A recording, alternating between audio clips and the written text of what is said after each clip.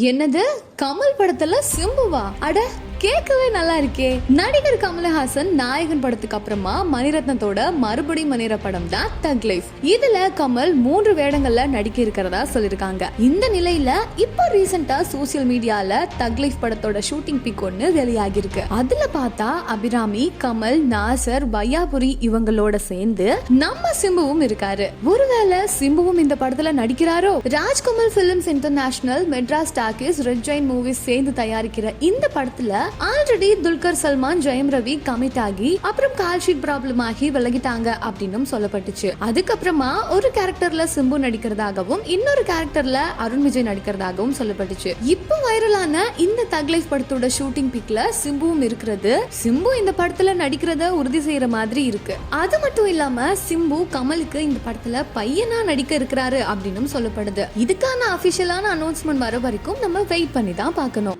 மேலும் இந்த மாதிரியான செய்திகளை உடனுக்குடன் தெரிந்து கொள்ள சிவப்பு நாடா யூடியூப் சேனலை சப்ஸ்கிரைப் பண்ணிக்கோங்க.